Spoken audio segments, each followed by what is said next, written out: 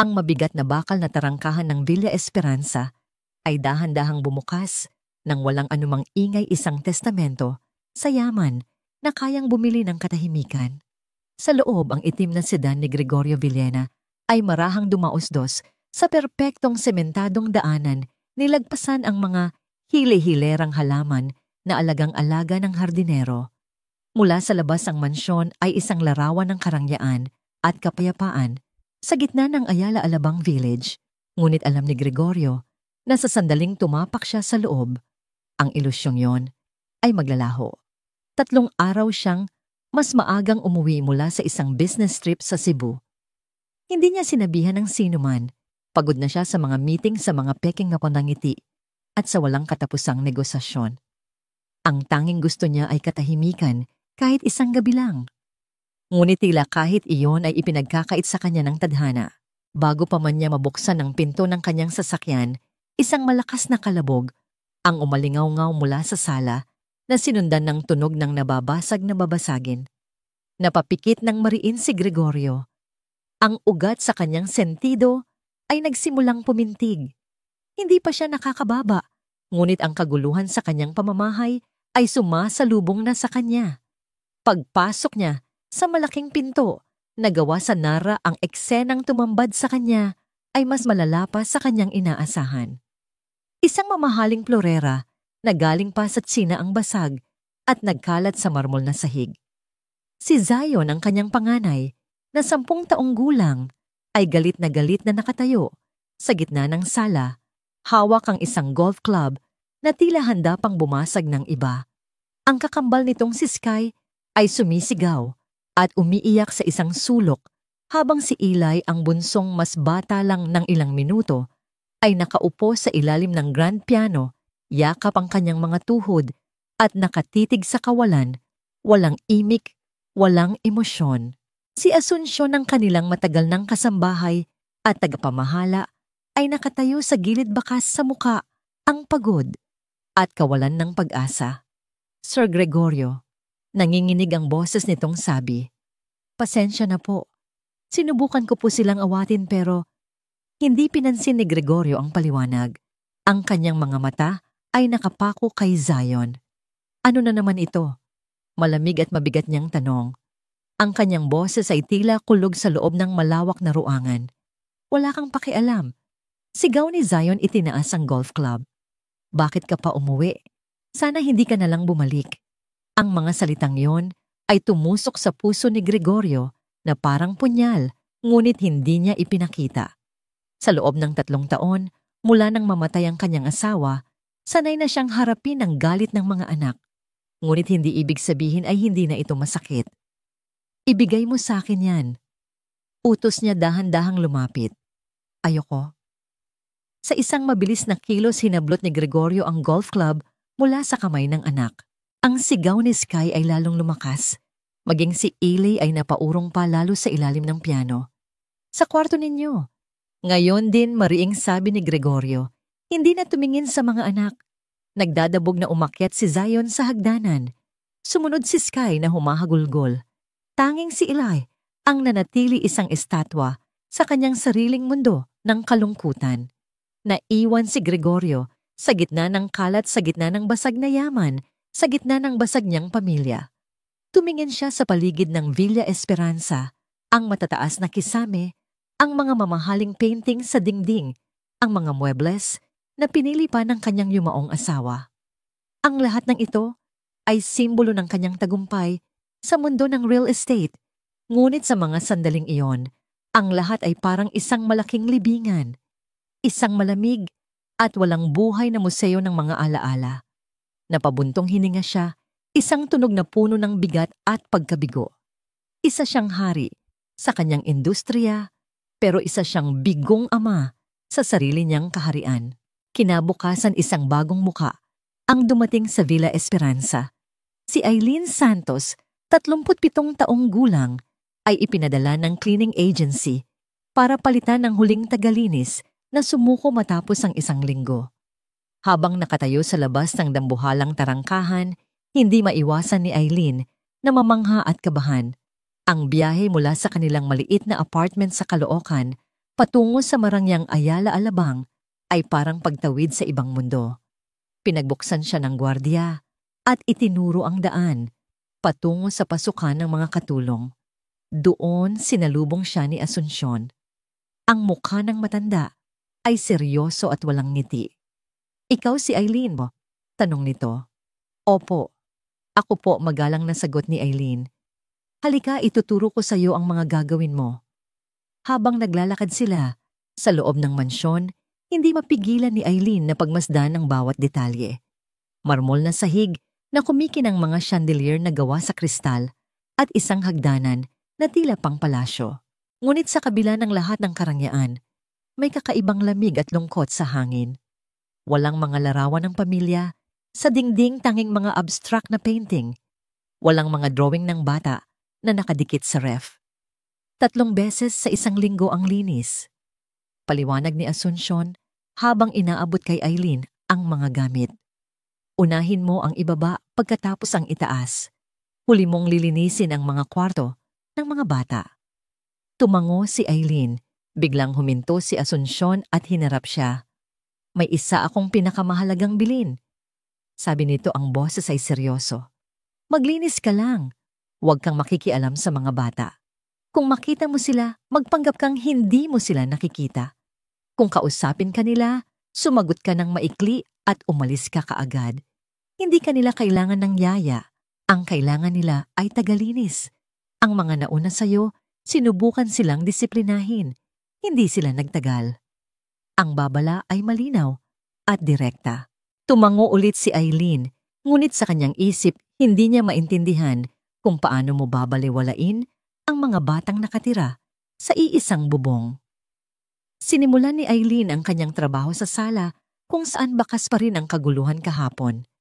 Habang nagpupunas siya ng isang malaking salamin, narinig niya ang mga yabag sa hagdanan. Pumasok si Zion sa sala, nakasimangot at may mapanuring tingin. "Ikaw ba yung bago?" mayabang na tanong ng bata. "Oo." Kalmadong sagot ni Eileen, ipinagpatuloy ang pagpupunas. "Yung huli, 3 araw lang tumagal. Ikaw, gaano kakatagal dito?" Huminto si Eileen at lumingon. Tinitigan niya ng diretso ang bata.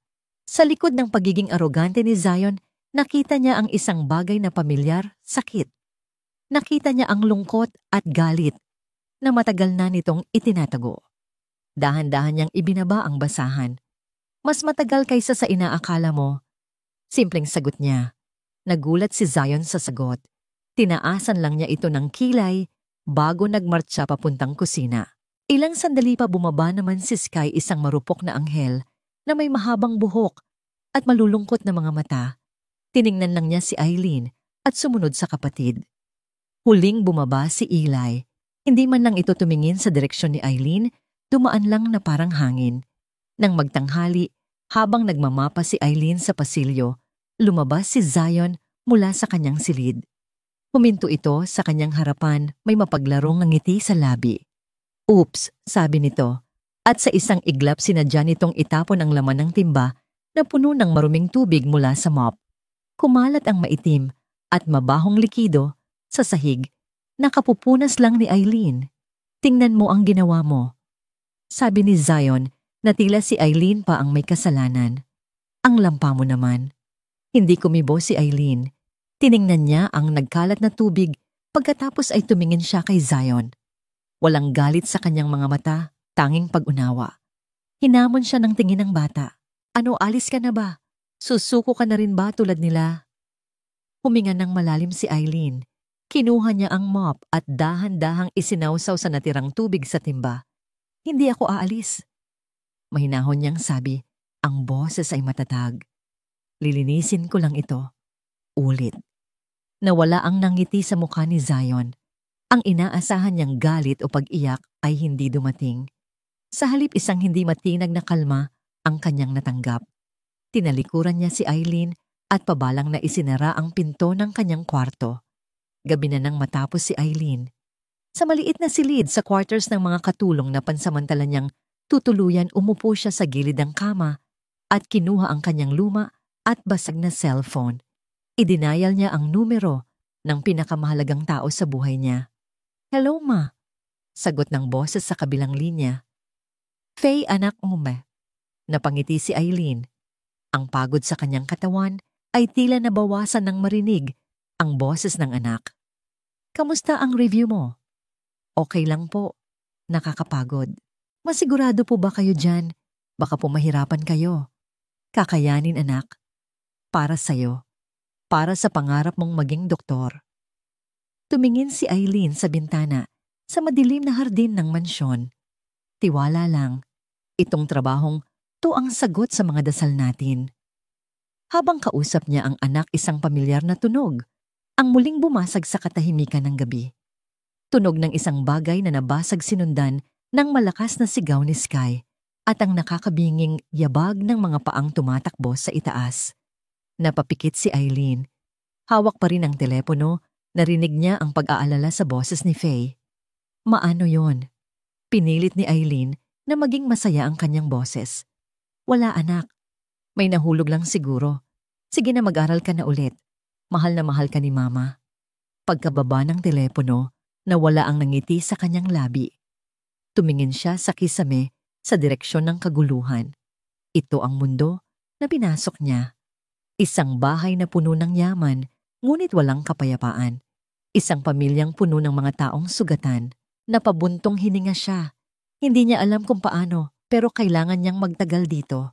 Para kay Faye, para sa pangarap nila. At habang nakikinig siya sa mga tunog ng kalungkutan, mula sa itaas, isang maliit na bahagi ng kanyang puso ang bumulong na baka hindi lang para kay Faye ang dahilan kung bakit siya naroroon. Baka may iba pa siyang misyon sa malamig na Villa Esperanza.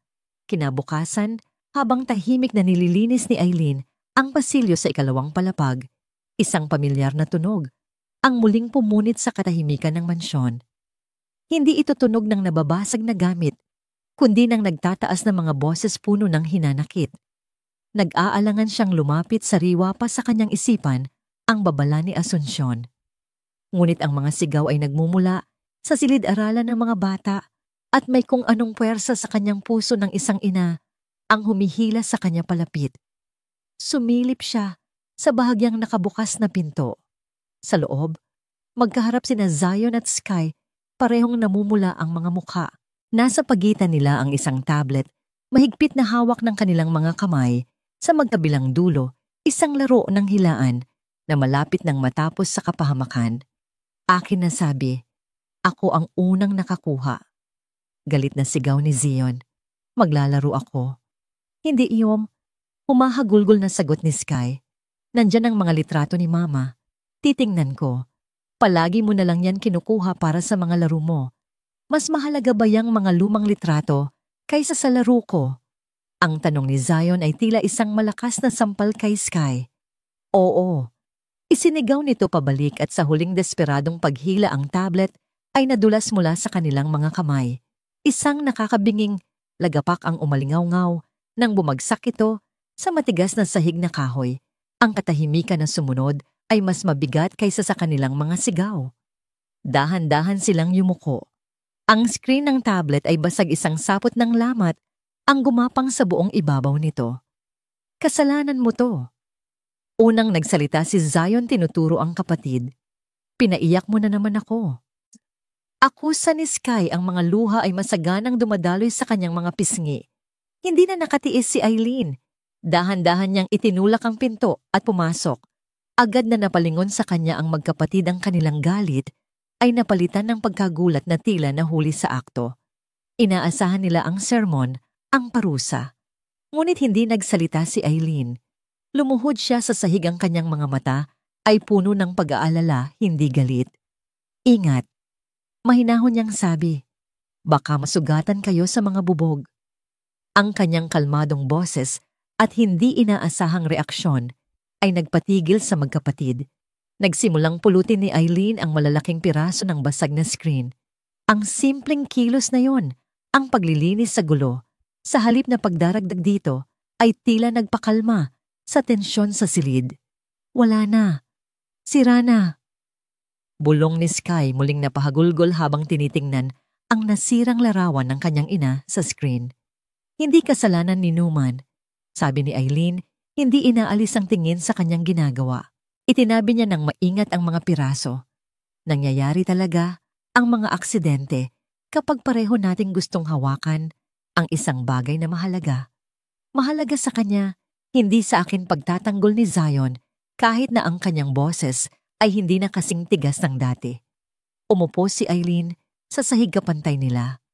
Alam ninyo, panimula niya ang kanyang boses ay malumanay. May isang bagay din na iniwan sa akin ang papa ng anak ko bago siya nawala. Isang lumang relo. Araw-araw kong tinitingnan para maalala ko siya. Pero minsan gustong hiramin ng anak ko si Faye para isuot. Nagagalit ako kasi natatakot akong baka mawala niya. Baka masira niya. Tumingin siya sa dalawang bata. Pero isang araw, naisip ko ano kaya ang mas gugustuhin ng papa niya, na nakatago lang ang relo sa isang kahon o na nakikita niyang masaya ang anak naming suot-suot ito kahit na may panganib na masira. Sa tingin ko, mas gusto niya ang pangalawa. Natigilan sina Zion at Sky. Nakatitig sila kay Eileen, tunay na nakikinig sa kauna-unahang pagkakataon. Walang sino man, walang yaya, walang psychologist, kahit ang kanilang ama ang nagsalita sa kanila sa ganitong paraan. Nawalan din po kayo? Mahinang tanong ni Sky. Tumango si Eileen, isang maliit at malungkot na ngiti ang sumilay sa kanyang mga labi. Oo, malubhang sakit sa bato ang kumuha sa asawa ko. At alam ko ang pakiramdam, sabi niya, ang kanyang tingin ay lumipat sa pagitan ng dalawang bata. Alam ko ang pakiramdam na may isang bagay na lang kayong nahahawakan para maalala ang isang taong mahal na mahal ninyo.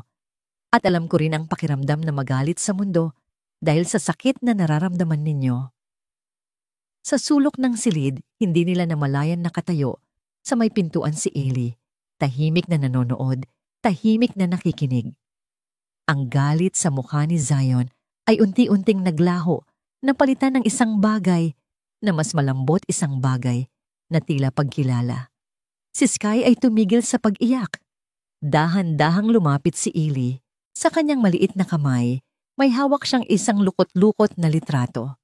Luma na at may mga tupi sa gilid, halatang madalas hawakan at itinatago. Walang salitang iniabot niya ito kay Eileen. Kinuha ito ni Eileen nang may buong pag-iingat na para bang ito ang pinakamahalagang bagay sa mundo. Sa litrato, isang magandang babae ang nakangiti, ang parehong babae sa basag na screen ng tablet. Ang mga mata nito ay puno ng buhay at pagmamahal. Ang ganda ng mama ninyo, taos-pusong sabi ni Eileen.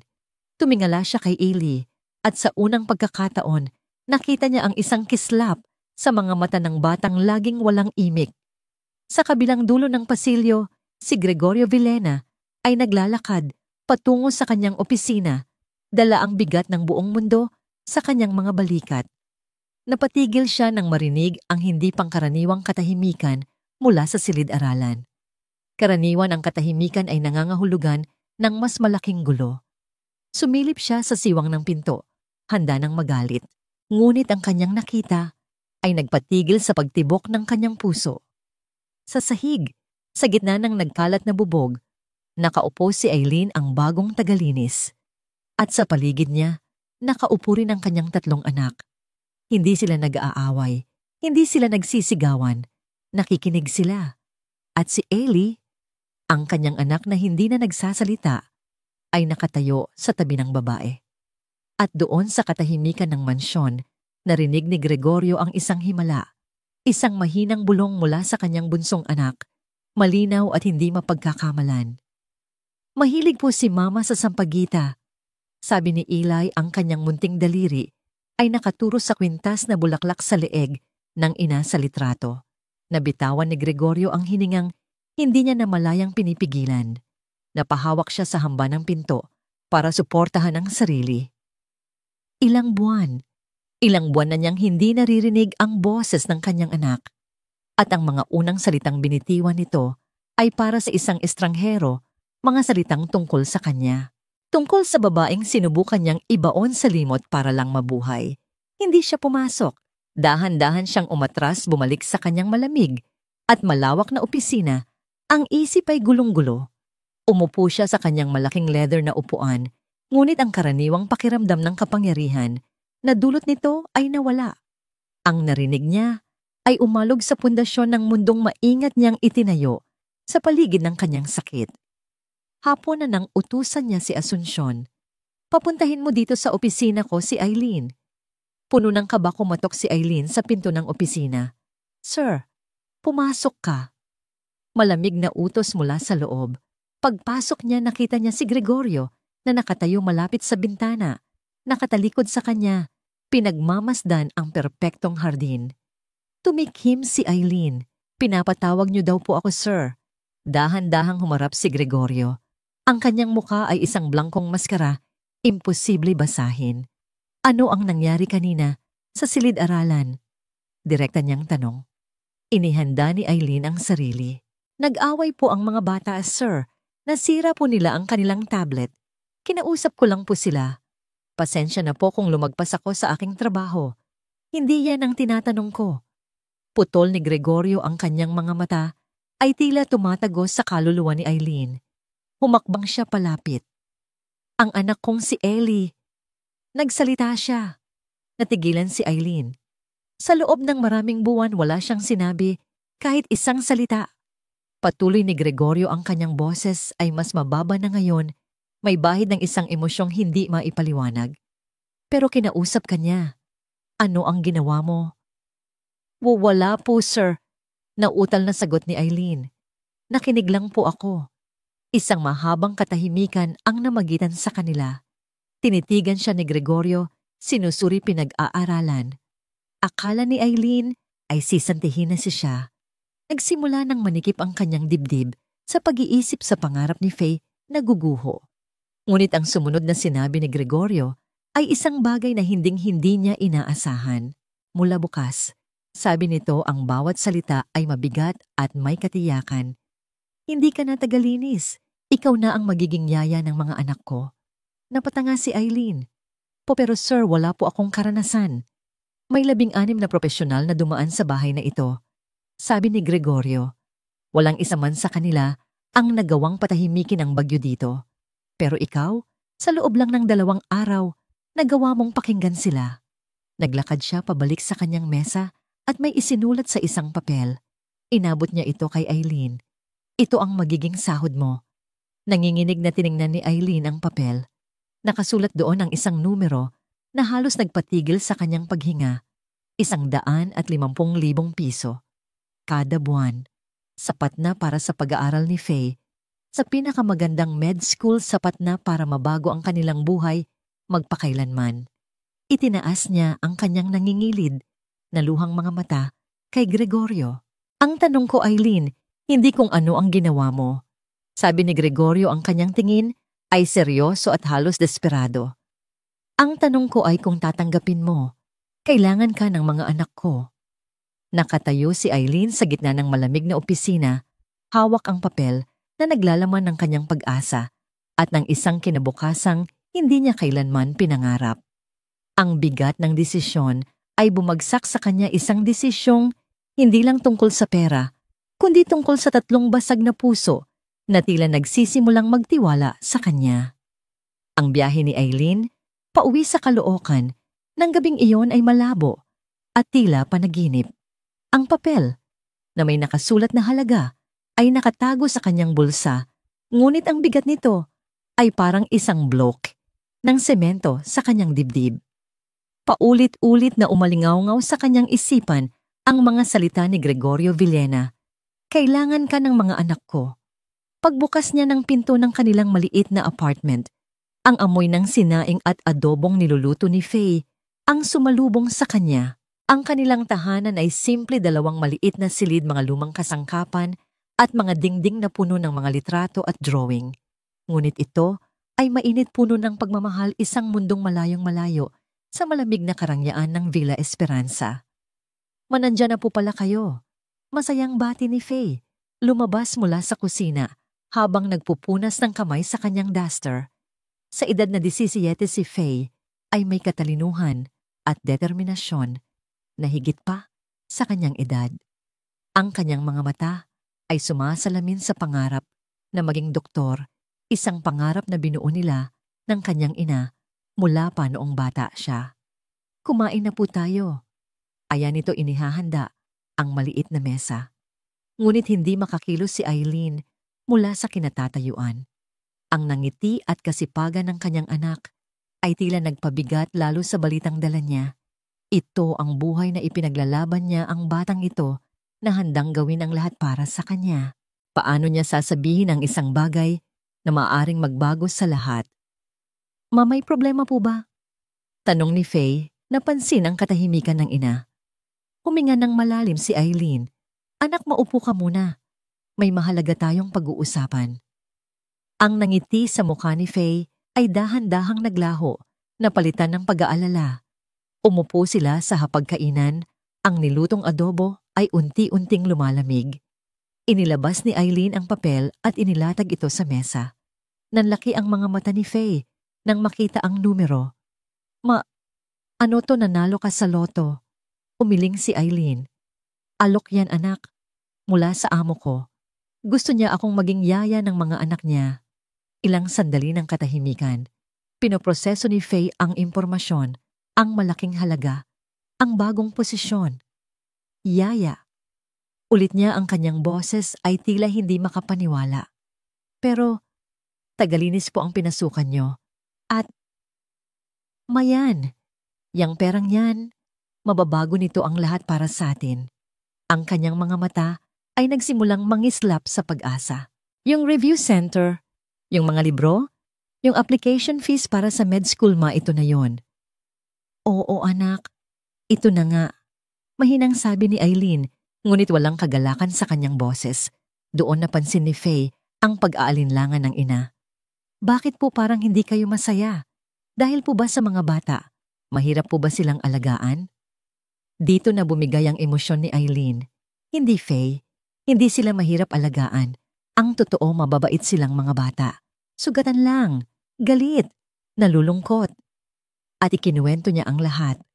Ang tungkol sa basag na tablet, ang kwento tungkol sa relo ng kanyang yumaong asawa, at ang himala ng pagsasalita ni Ili. Habang nagsasalita siya, isang bagay ang nagbago sa kanyang tono, isang lambing, isang pag-unawa, isang pagmamalasakit na hindi napansin ni Faye noon. Dahan-dahang sabi ni Faye, ang kislap sa kanyang mga mata ay napalitan ng isang bagay na mas malamig. Parang mahalaga na sila sa inyo. Ito ang katotohanang iniiwasan ni Eileen, aminin kahit sa sarili niya. Kailangan nila ng tulong, anak. Biglang tumayo si Faye, ang kanyang silya ay gumawa ng maingay na kalaskas sa sahig. At tayo, hindi ba natin kailangan ng tulong? Mailang taon tayong nagtiis.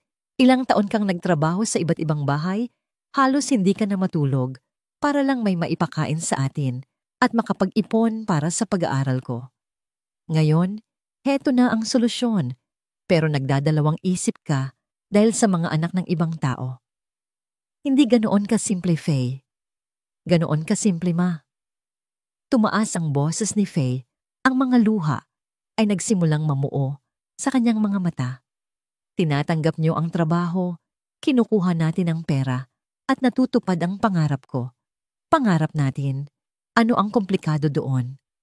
Dahil hindi lang ito trabaho, Faye, nakikita ko sa kanila.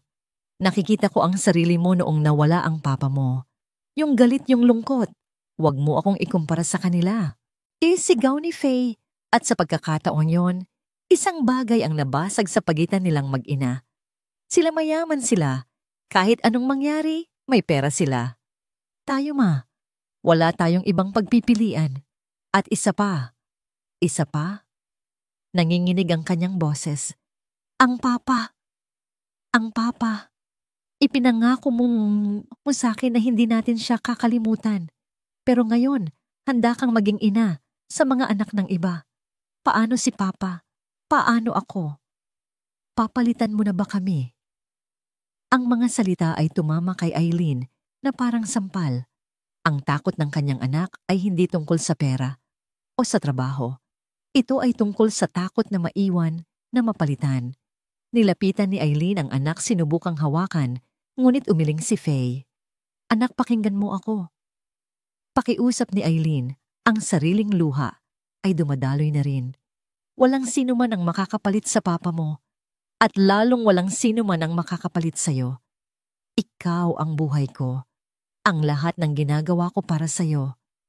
Pero naririnig ko sa boses niyo, Ma, kapag kinukwento niyo sila, iba, parang pamilya mo na rin sila. Tatanggapin ko ang trabaho, Faye. Matatag na, sabi ni Eileen. Tatanggapin ko para sa'yo, para sa kinabukasan mo. Pero ipangako mo sa'kin, susubukan mong intindihin. Ito ay trabaho lang. Isang paraan para maabot natin ang mga pangarap mo. Basta't trabaho lang, Ma. Mapait na sagot ni Faye, pinupunasan ng kanyang mga luha. Isang kondisyon, huwag mo silang iuuwi dito. Huwag mo silang ipapakilala sa akin. Ayokong maging bahagi ng mundo nila. Ang kasunduan ay parang isang lason na dahan-dahang kumalat sa silid. Tumango si Eileen kahit na dinudurog ni Toto ang kanyang puso. Kinabukasan bumalik si Eileen sa Villa Esperanza. Ngunit sa pagkakataong ito, hindi na siya dumaan sa pinto ng mga katulong. Si Asuncion mismo ang nagbukas para sa kanya ng malaking pinto. Ang kanyang dala ay hindi na timba at mop, kundi isang maliit na bag na may ilang damit. Ang tatlong bata ay nag-aabang sa sala. Nang makita nila si Eileen, may nabuhay sa kanilang mga mata. Ngunit hindi sila lumapit.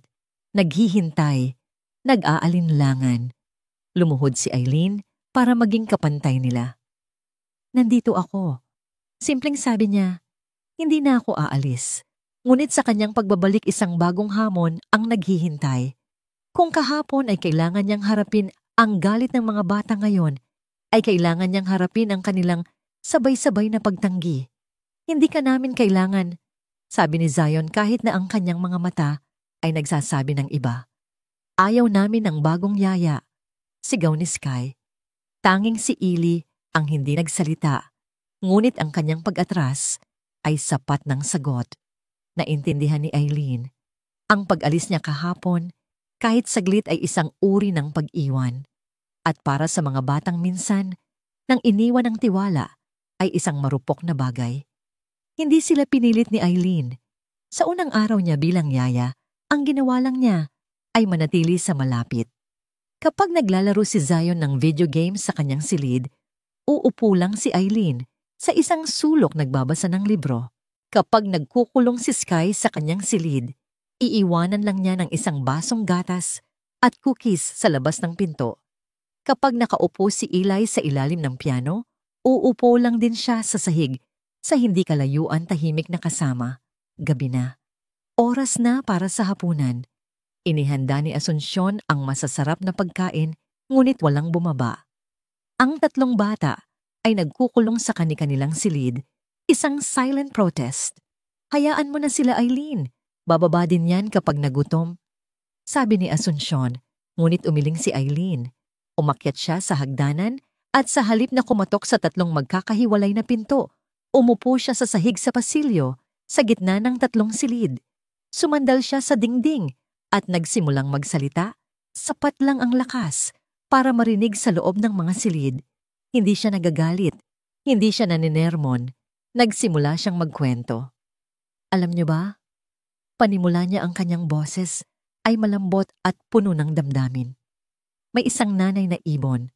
May 3 siyang inakay. Isang araw kailangan niyang umalis sa pugad para maghanap ng pagkain.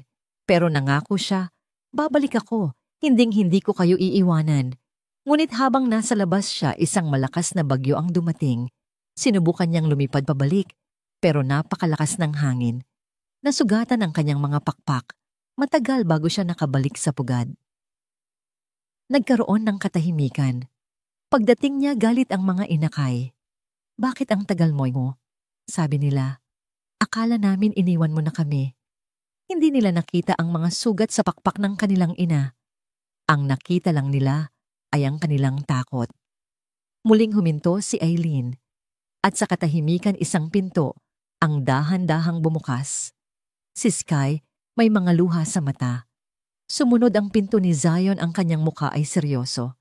At ang huli, ang pinto ni Eli. Lumabas silang tatlo at tumayo sa harap niya. Bumalik ba yung nanay na ibon? Mahinang tanong ni Sky. Oo, sagot ni Eileen, tinitingnan ang bawat isa sa kanila.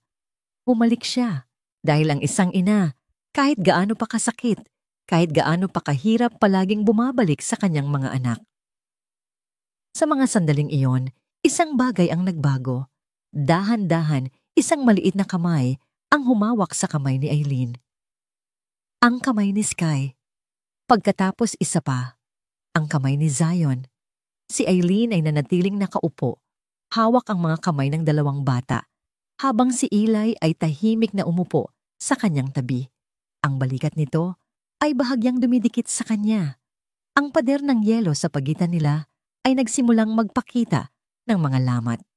Lumipas ang mga araw na tila isang mabagal, ngunit tuloy-tuloy na pagkatunaw ng yelo. Sa ilalim ng matiyagang pag-aalaga ni Eileen, ang Villa Esperanza ay nagsimulang magkaroon ng mga sandali ng init. Ang malakas na sigawan ay napalitan ng mahinang tawanan. Ang pabalang na pagsasara ng mga pinto ay naging mga mahinahong pag-uusap. Natutunan ni Eileen ang mundo ng bawat bata. Si Zion sa likod ng kanyang matapang na panlabas ay isang batang uhaw sa atensyon at papuri. Kaya't sinamahan siya ni Eileen sa paglalaro ng video games, hindi para maglaro, kundi para purihin ang galing nito sa diskarte.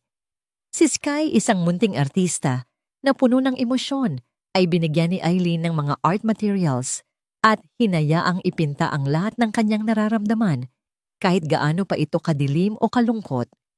At si Eli, ang tahimik na tagamasid, ay natagpuan ni Eileen na mahilig sa mga halaman. Kaya't nagsimula silang mag-alaga ng isang maliit na hardin ng mga herbs sa isang sulok ng malawak na bakuran, isang tahimik na gawain na hindi nangangailangan ng maraming salita. Si Gregorio, mula sa malayo, ay pinanood ang lahat. Umuuwi na siya ng mas maaga, hindi na para tumulong, kundi para masaksihan ang himala. Minsan natagpuan niya si Eileen at ang mga bata na nagtatawanan habang nagbe-bake ng cookies na sunog. Sa ibang pagkakataon, nakita niya silang apat na nakaupo sa damuhan, simpleng pinagmamasdan ang mga ulap. Ang mga eksenang ito ay mga dayuhang larawan sa kanyang sariling tahanan, ngunit masakit at masarap pagmasdan. Isang Biyernes ng hapon, habang tinutulungan ni Eileen si Sky sa kanyang takdang aralin, isang hindi inaasahang tanong ang lumabas mula sa bata. Tita Eileen, mahinang sabi ni Sky, hindi tumitingin mula sa kanyang aklat. Alam niyo po ba kung anong araw bukas? Sabado, anak. Sagot ni Eileen, umiling si Sky. Hindi po yun. Espesyal na araw po bukas. Sa tabi nila, si Zion na naglalaro sa kanyang tablet ay biglang tumigil. Maging si Eli na nagdidilig ng halaman malapit sa bintana ay napatigil din. Isang biglaang bigat ang bumalot sa silid. Bukas po, pagpapatuloy ni Sky, ang boses ay nanginginig na. Birthday po ni Mama. Natigilan si Eileen. Ang puso niya ay kumirot para sa mga bata. Lagi po kaming nagpupunta sa Tagaytay kapag birthday niya. Sabi ni Zion, ang kanyang boses ay walang emosyon, ngunit ang kanyang mga mata ay malayo ang tingin. Pero mula nung nangyari yun si Papa, laging may bigla ang business trip tuwing araw na to. Aalis siya ngayon, babalik sa Linggo. Naintindihan ni Eileen. Tinatakasan ni Gregorio ang araw.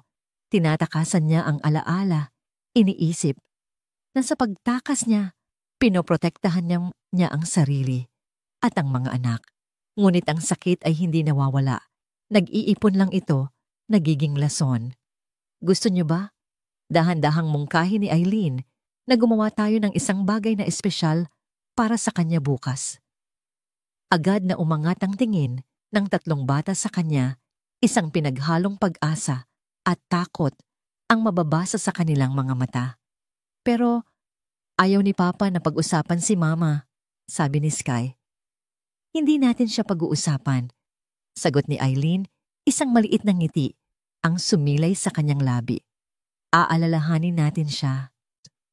Kinabukasan ang mansyon ay napuno ng isang kakaibang enerhiya. Gaya ng sinabi ni Zion, umalis si Gregorio bago pa man magising ang mga bata patungo sa isang urgent meeting sa Batangas. Sa kanyang pag-alis, nagsimula ang munting operasyon ni na Eileen at ng mga bata. Mahilig si Mama sa sampagita, sabi ni Eli, kaya't inutusan ni Eileen ang driver na bumili ng maraming sariwang sampagita. Lagi siyang tumutugtog sa piano, sabi ni Sky. Kaya't sa tulong ni Asuncion, na lihim na natutuwa sa kanilang ginagawa, tinanggal nila ang makapal na takip ng grand piano sa sala. Paborito niya ang chocolate cake na may strawberries, sabi ni Zion, kaya't ginugol nila ang buong umaga sa kusina, nagluluto ng isang magulo, ngunit masayang bersyon ng paboritong cake ng kanilang ina. Pagsapit ng hapon ang sala ay nagbago. Ang mga sampagita ay nakasabit sa mga florera. Ang matamis na amoy nito ay nagbigay buhay sa malamig na silid. Ang piano ay nakabukas at makintab. Sa gitnang mesa naroon ang kanilang obra maestrang cake. At higit sa lahat kinuha nila mula sa isang nakatagong baul ang ilang mga paboritong bagay ng kanilang ina. Ang paborito nitong libro ang isang scarf na seda at isang maliit na music box. Umupo si Sky sa harap ng piano. Nanginginig ang kanyang mga daliri, ngunit sinimulan niyang tugtugin ang isang simpleng lullaby na itinuro sa kanya ng ina. Ang musika, bagamat may mga maling nota, ay napakaganda. Lumapit si Zion at Eli at umupo sila sa sahig malapit sa piano nakikinig. Si Eileen ay nakatayo. Sa di kalayuan, pinagmamasdan sila, ang kanyang puso ay puno. Sa wakas, ang mga alaala ay hindi na isang multo sa bahay na ito. Ito ay naging isang mainit na presensya. Sa gitna ng kanilang tahimik na paggunita, ang pinto sa harap ay bumukas nang may malakas na kalabog. Si Gregorio. Mas maaga siyang bumalik. Nakatayo siya sa may pintuan, ng kanyang muka ay isang maskara ng pagod mula sa biyahe. Ngunit nang makita niya ang eksena sa sala, ang pagod ay napalitan ng isang bagay na mas madilim, mas mapanganib. Ang kanyang mga mata ay nanlaki, tila hindi makapaniwala sa kanyang nakikita. Ang piano, ang mga bulaklak, ang mga gamit ng kanyang asawa, ang musika ay biglang huminto. Ang tatlong bata ay natigilan, ng kanilang mga muka ay namutla sa takot. Anong ibig sabihin nito? Ang boses ni Gregorio ay mahina, ngunit may pahiwatig ng isang paparating na bagyo. Walang nakasagot. Naglakad siya papasok, ang bawat hakbang ay mabigat. Ang kanyang mga mata ay lumipat mula sa piano, sa mga bulaklak hanggang sa mga gamit sa mesa. Ang sakit na 3 taon niyang itinatago at tinatakasan ay biglang sumabog na parang isang bulkan. Sino ang nagsabi sa inyong gawin? Ang kanyang sigaw ay umalingaw-ngaw sa buong mansyon, tila yumanig sa mga dingding. Napaatras ang mga bata. Si Sky ay nagsimulang umiyak. Kami po. Nanginginig na sabi ni Zion, sinubukang maging matapang. Gusto lang po naming alalahanin si... Huwag mong babanggitin ang pangalan niya. Putol ni Gregorio, ang kanyang mukha ay namumula sa galit na hindi pa nakikita ni Eileen. Tumingin siya kay Eileen, ang kanyang mga mata ay nag-aapoy. Ikaw ang may pakana nito. Sinabi ko nang huwag silang saktan ng mga alaalang ito. Hindi po sila nasasaktan, Sir Gregorio. Sinubukang ipaliwanag ni Eileen. Ginagamot nila ang sarili nila. Hindi mo alam kung ano ang nararamdaman nila. Hindi mo alam kung ano ang nararamdaman kay O. At doon nawala siya sa kontrol. Sa isang galaw na puno ng galit at sakit, iwinasiwas niya ang kanyang braso. Sa ibabaw ng mesa, ang libro, ang scarf, ang music box. Lahat ay tumilapon sa sahig. Ang cake na pinaghirapan ng mga bata ay bumagsak at nadurog. Tama na. Sigaw niya. Sa gitna ng kaguluhan, si Sky na nakatayo malapit sa mesa ay nawalan ng balanse sa pag-atras. Natumba siya, hindi malakas, ngunit ang pagbagsak sa sahig ay sapat na. Isang maliit na sigaw ng pagkagulat ang kumawala sa kanya. Ang tunog na yon, ang tila gumising kay Gregorio mula sa kanyang pagwawala. Natigilan siya. Tiningnan niya ang nagkalat na mga gamit. Tiningnan niya si Sky na umiiyak sa sahig. Tiningnan niya sina Zion at Eli na nakatingin sa kanya na may takot at higit sa lahat pagkasuklam. "Papa!" bulong ni Sky. Biglang lumapit si Eileen at tinulungan si Sky na tumayo niyakap ito ng mahigpit. Hinarap niya si Gregorio, ang kanyang mga mata ay hindi na nagpapakita ng takot, kundi ng isang matatag na galit at awa. Ngunit si Zion ang nagsalita. Lumapit ito sa ama. Ang kanyang maliliit na kamao ay nakakuyom. Tumingala siya, ang kanyang mukha ay basang-basa ng luha. "Akala ko ba ayaw mo kaming saktan?" sabi nito. Ang bawat salita ay puno ng lason. "Ikaw ang nananakit sa amin. Ikaw ang sumisira sa lahat. Sana hindi ka na lang bumalik. Sana hindi ka na lang namin naging tatay. Galit kami sa'yo." Kinuha ni Zion ang kamay ng kanyang mga kapatid. "Halika na," sabi niya, at hinila niya sila paakyat sa hagdanan, papalayo sa kanilang ama, papalayo sa wasak na pagunita. Naiwan si Gregorio sa gitna ng kalat, sa gitna ng amoy ng sampagwita at durog na cake. Ang katahimikan na bumalot sa silid ay mas nakakabingi kaysa sa kanyang mga sigaw. Nakatayo siya, isang higante sa kanyang industriya, isang hari sa kanyang mansyon, ngunit sa mga sandaling iyon, siya ang pinakakaawa-awa at nag-iisang tao sa buong mundo. At sa unang pagkakataon, hindi na niya matakasan ang sakit. Naroon ito, nakatingin sa kanya, mula sa mga mata ng kanyang mga anak, at mula sa nabasag na mga piraso ng nakaraan na siya mismo ang dumurog. Ang gabi ay bumagsak sa Villa Esperanza na may bigat na hindi pa nararanasan noon. Ang bawat sulok ng mansyon ay tila binabalot ng katahimikan, isang katahimikang hindi mapayapa, kundi puno ng hinanakit at mga basag na salita. Matapos ang pagsabog sa sala, ang ikalawang palapag ay naging isang kuta kung saan nagkanlong ang 3 sugatang bata, habang sa ibaba ang kanilang ama ay naiwang mag-isa sa gitna ng mga guho ng kanyang sariling galit. Hindi umalis si Gregorio sa sala. Hindi niya tinawag si Asuncion para maglinis. Nanatili siyang nakatayo. Pagkatapos ay napaupo sa isang silya, tinitingnan ang kalat na sumasalamin sa kaguluhan sa loob niya. Ang durog na cake, ang librong nakabukas sa sahig, ang amoy ng sampagita na ngayon ay tila nakakasakal. Bawat bagay ay isang akusasyon. Ilang oras siyang nakaupo sa dilim, tanging ang liwanag ng buwan na tumatagos sa malaking bintana ang nagsisilbing ilaw. Ang mga salita ni Zion ay paulit-ulit na tumatatak sa kanyang isipan. Bawat isa ay mas masakit kaysa sa huli. "Galit kami sa'yo." Sa wakas, gumalaw siya. Lumuhod siya sa malamig na marmol na sahig. Dahan-dahan pinulot niya ang mga bagay na kanyang iwinaksi. Ang scarf, ang music box. Nang pulutin niya ang nabasag na picture frame na nahulog din pala sa gulo. Isang piraso ng bubog ang humiwa sa kanyang palad. Naramdaman niya ang hapdi, ngunit hindi niya ito ininda. Tinitigan niya ang nangiti ng kanyang asawa, sa litrato isang nangiti na dati nagbibigay sa kanya ng lakas, ngunit ngayon ay tila ng huhusga. At doon sa katahimikan at kadiliman ng kanyang perpektong bahay, ang makapangyarihang si Gregorio Villena, ang lalaking hindi kailanman nagpakita ng kahinaan sa harap ng boardroom o ng mga kalaban sa negosyo, ay nagsimulang umiyak. Hindi ito malakas na hagulgol, kundi tahimik na mga luha ng isang lalaking pagod na pagod nang magpanggap na malakas.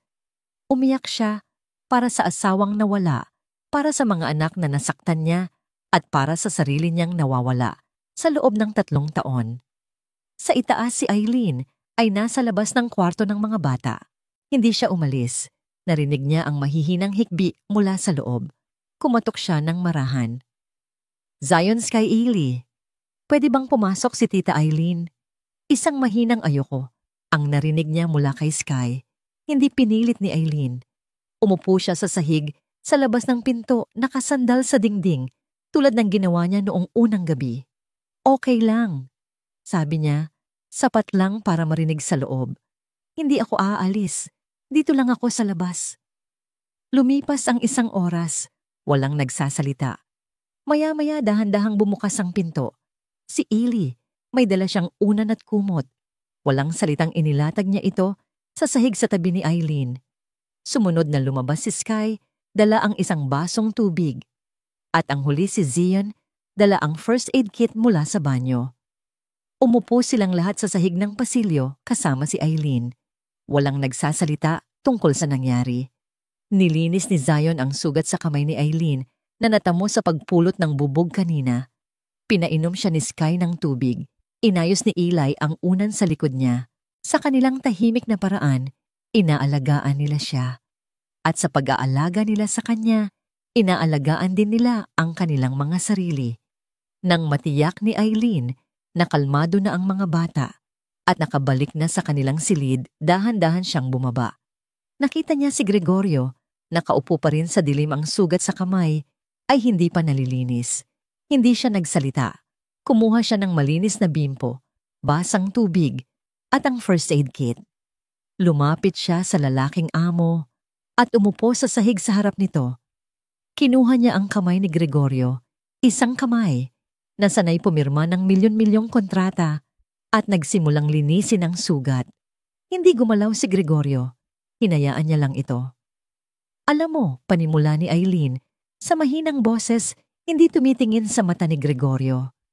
Noong namatay ang asawa ko, nagalit ako sa lahat. Nagalit ako sa Diyos. Nagalit ako sa mga doktor. Nagalit ako sa kanya kasi iniwan niya kami. Pero higit sa lahat nagalit ako sa sarili ko. Itinaas niya ang kanyang tingin. Nagalit ako kasi ang huling pag-uusap namin ay isang maliit na away tungkol sa bayarin sa kuryente. Yun ang huling alaala ko sa kanya. Isang away. Sa loob ng isang taon, yun ang bumabagabag sa akin gabi-gabi. Ang huling paalam na hindi ko nasabi ng maayos. Nakita niya ang pagbabago sa mga mata ni Gregorio. Ang galit ay nawala, napalitan ng isang pag-unawang puno ng sakit. Hindi mo tinatakasan ang sakit para sa kanila, Sir Gregorio. Pagpapatuloy ni Eileen, tinatakasan mo ito para sa sarili mo. At sa pagtakas mo, hindi mo namamalayan, tinatanggalan mo sila ng karapatang magluksa. Karapatan nilang alalahanin ang kanilang ina. Dahil kung ipagkakait mo yun, para mo na ring sinabi sa kanila na ang pagmamahal nila sa ina nila ay isang pagkakamali. Binitawan niya ang kamay ni Gregorio. Tumayo siya. Hindi galit ang kailangan nila mula sa'yo. Ang kailangan nila ay ang tatay nila. Ang kailangan nila ay makita na nasasaktan ka rin para malaman nila na hindi sila nag-iisa sa kanilang nararamdaman. Umalis si Eileen at iniwan siyang mag-isa sa kanyang mga iniisip. Kinaumagahan isang bagay na hindi inaasahan ang nangyari. Hindi pumasok sa opisina si Gregorio.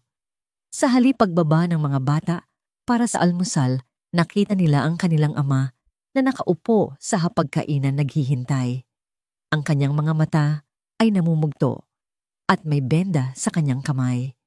Isang nakakabiinging katahimikan ang bumalot sa silid kainan. Ang tatlong bata ay tumayo sa may pintuan, hindi alam ang gagawin. Tumayo si Gregorio.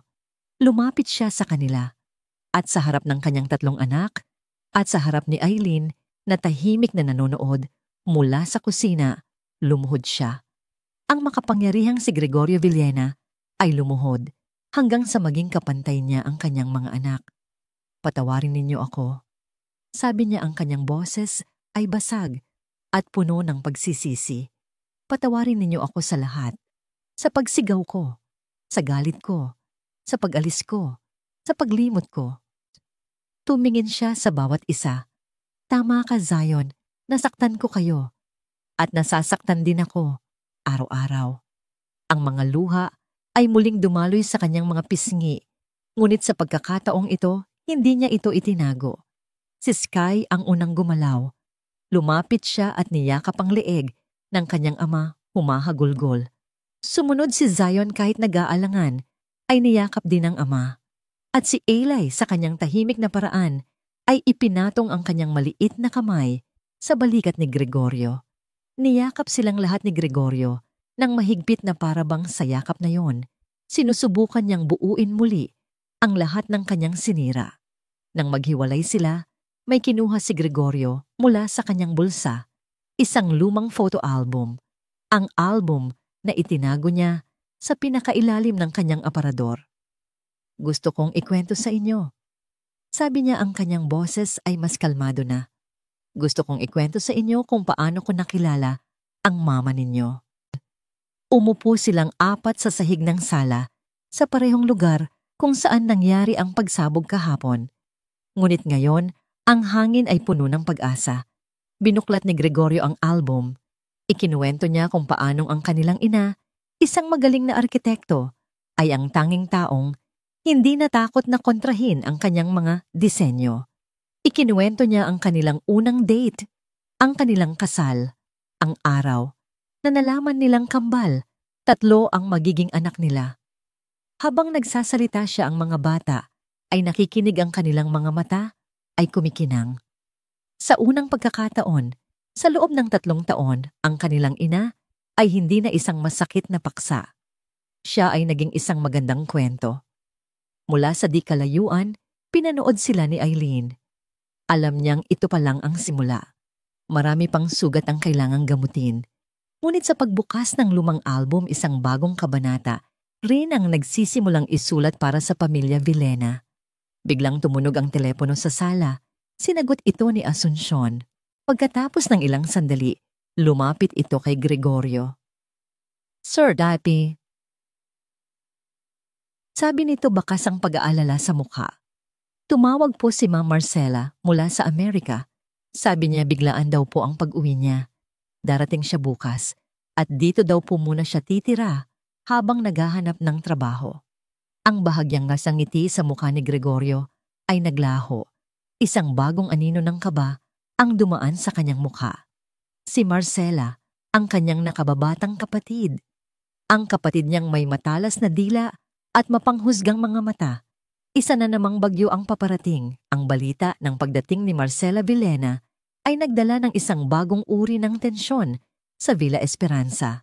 Kung ang galit ni Gregorio ay isang biglaang pagsabog ng bulkan, ang presensya ni Marcela, ayon sa bahagyang pag-aalala, sa mukha ni Asuncion ay parang isang malamig na hanging amihan, tumatagos sa buto dahan-dahan at walang awang nanunuot.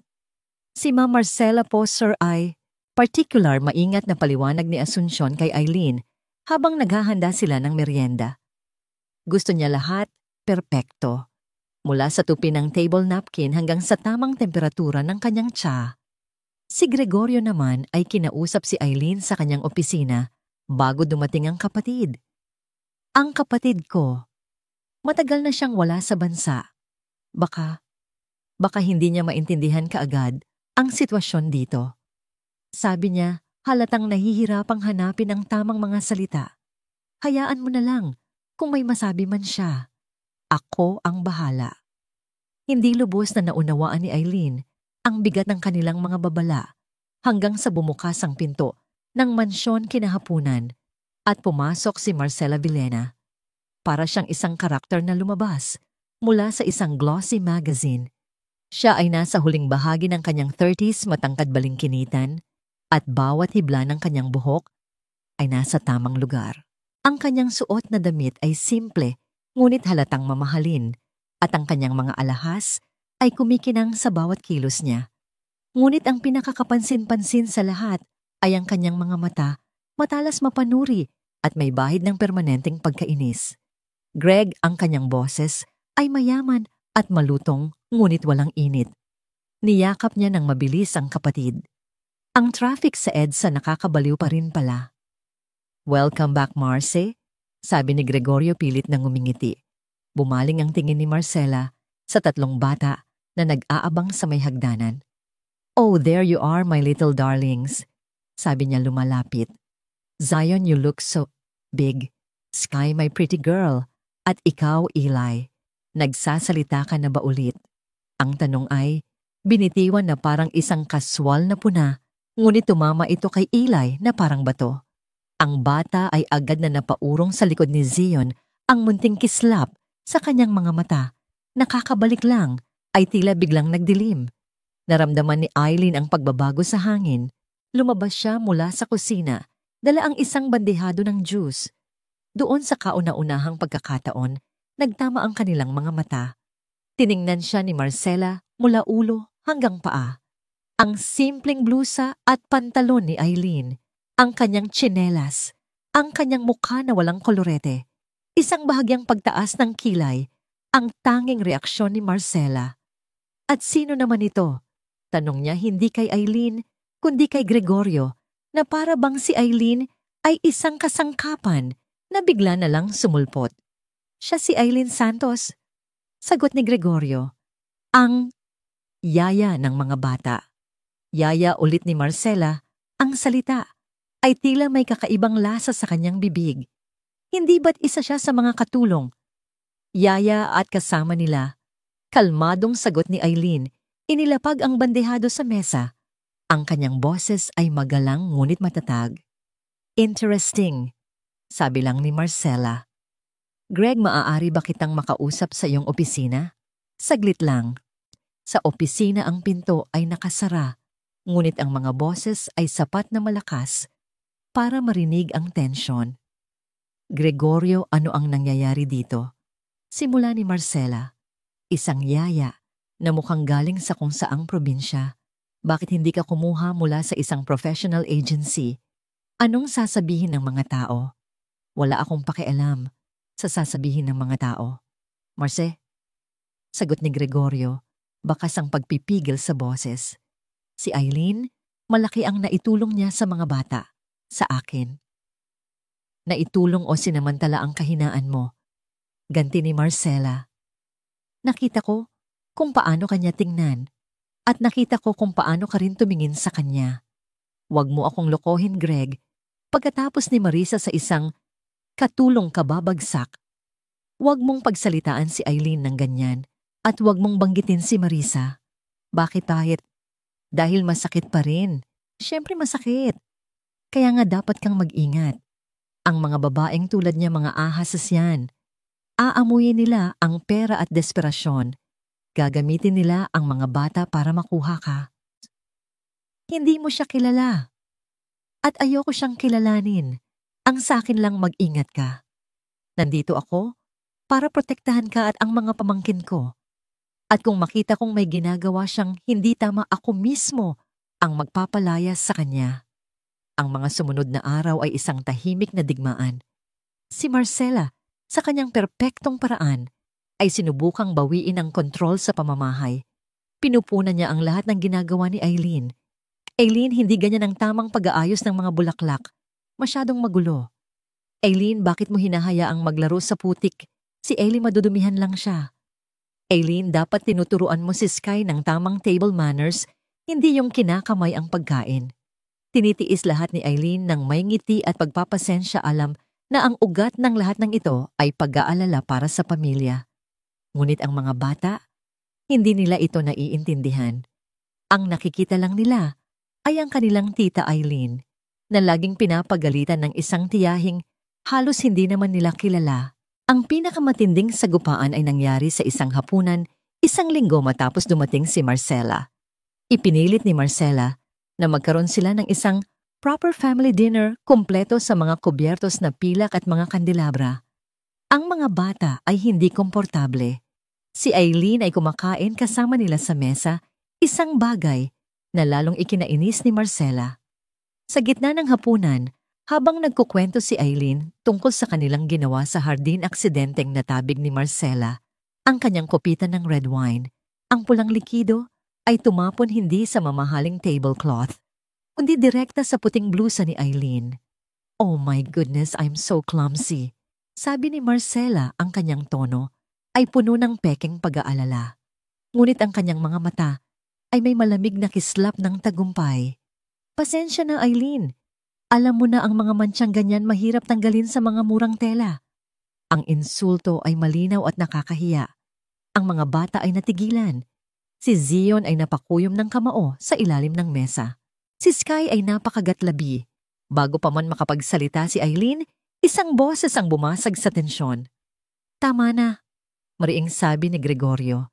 Ang kanyang muka ay seryoso at ang kanyang mga mata ay nakapako sa kapatid. Lahat ay napatingin sa kanya. Tumayo si Gregorio. Kumuha siya ng isang pitzel ng tubig mula sa gilid ng mesa. Marcela, Sabi niya ang kanyang boses ay malamig na parang yelo. Humihingi ako ng paumanhin para sa inasal ng kapatid ko Eileen. Pagkatapos sa harap ng lahat, dahan-dahan niyang ibinuhos ang laman ng pitsel ng tubig sa ulo ng kapatid. Napasinghap si Marcela basang-basa at hindi makapaniwala. Ang mga bata ay napanganga. Kung may mantsaman sa hapag na ito, kalmadong sabi ni Gregorio habang ibinababa ang pitsel. Hindi yan ang nasa damit ni Eileen. Yan ay ang ugali mo. Tumingin siya kay Marcela, ang kanyang mga mata ay hindi na nagpapakita ng pag-aalinlangan.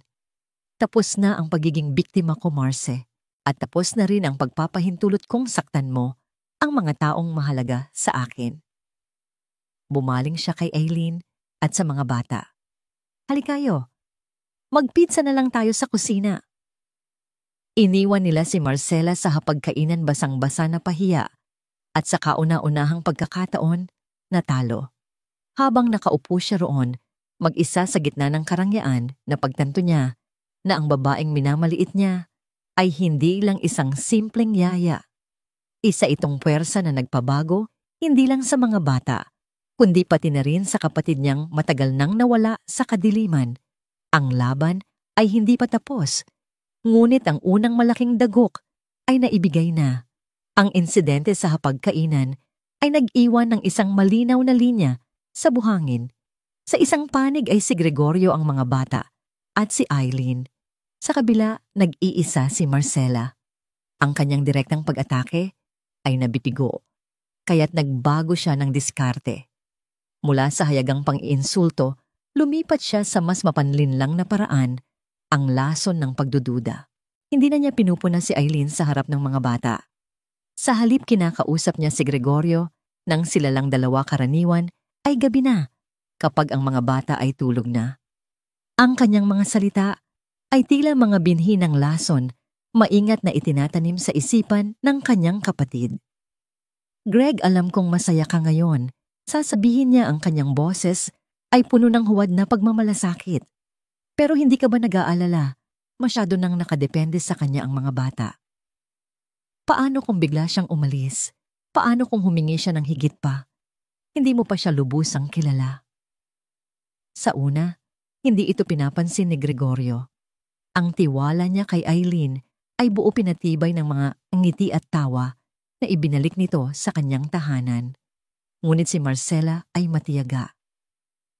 Nakita mo ba yung bagong sapatos na suot niya kahapon? Sasabihin niya sa ibang gabi. Mukhang mahal.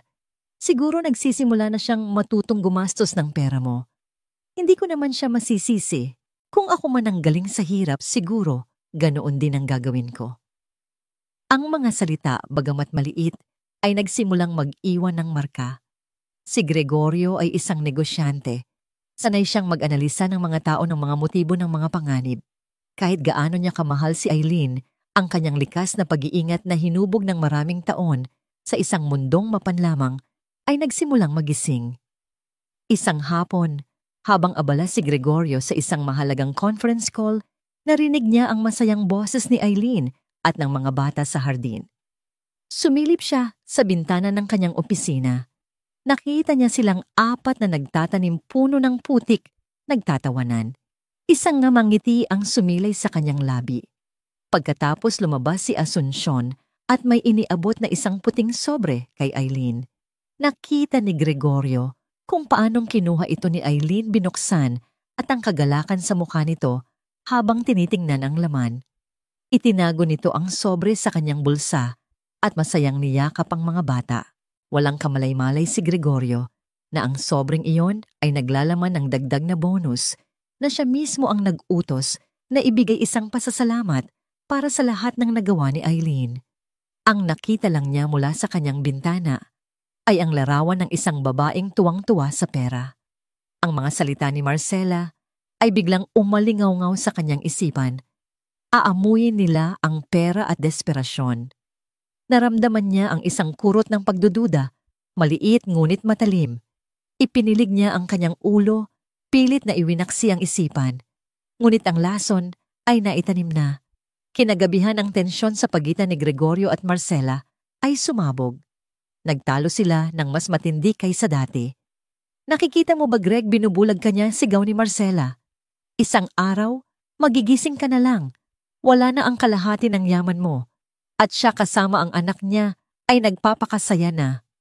Tama na, Marcela. Hindi siya ganyan. Sigaw pabalik ni Gregorio, ngunit sa kaibuturan niya ang pagdududang itinanim ni Marcela ay nagsisimula ng mag-ugat. Ang stress mula sa trabaho ang bigat ng pagiging isang solong ama at ang walang tigil na panunulsol ng kanyang kapatid ay nagsama-sama. Matapos ang kanilang away, lumabas si Gregorio. Mula sa opisina, gulong-gulo ang isip. Sakto namang pababa ng hagdan si Eileen, dala ang kanyang bag handa nang umuwi sa kanyang silid. Eileen, tawag ni Gregorio, ang kanyang boses ay magaspang. Sir Gregorio, may problema po ba? Tanong ni Eileen, napansin agad ang tensyon sa mukha nito. Hinarang siya ni Gregorio sa paanan ng hagdan.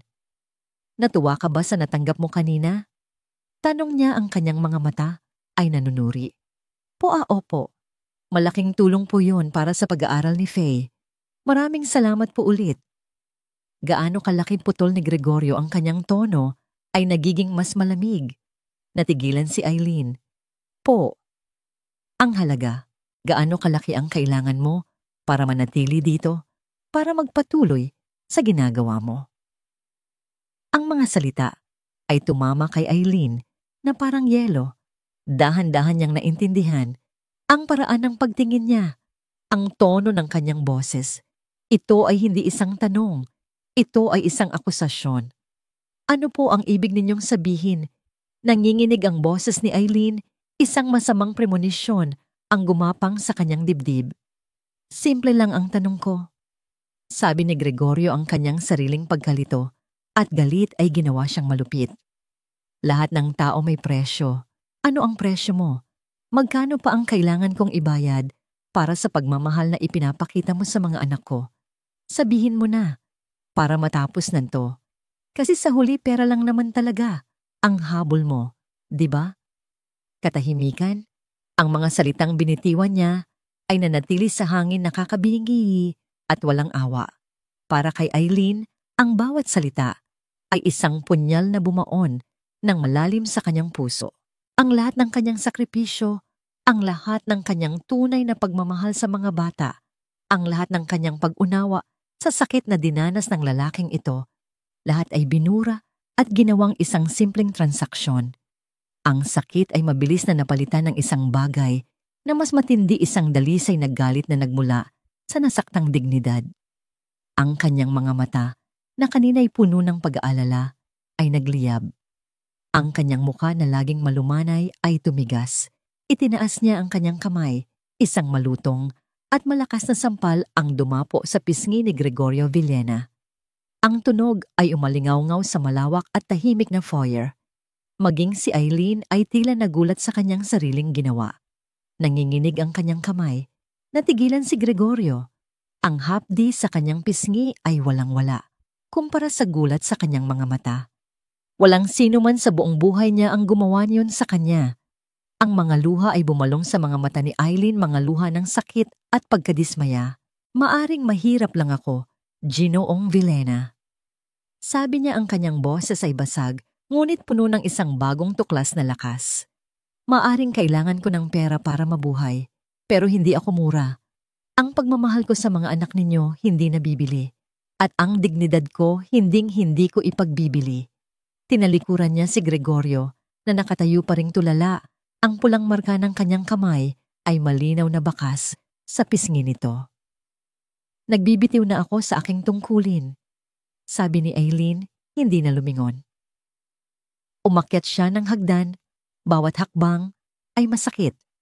Bawat hakbang ay palayo sa mga batang minahal na niya na parang sarili niya. Palayo sa pamilyang sinubukan niyang buuin. At palayo sa lalaking binigyan niya ng pag-asa, ngunit sa huli ay winasak din ang kanyang puso. Iniwan niya si Gregorio sa paanan ng hagdan, hindi lang may pulang marka sa pisngi, kundi may isang malaking butas sa dibdib na mas malalim at mas masakit kaysa sa dati. Sa isang iglap dahil sa laso ng pagdududa na wala sa kanya ang tanging tao na nagturo sa kanya kung paano muling magmahal. Ang umaga ay dumating sa Villa Esperanza na walang kulay.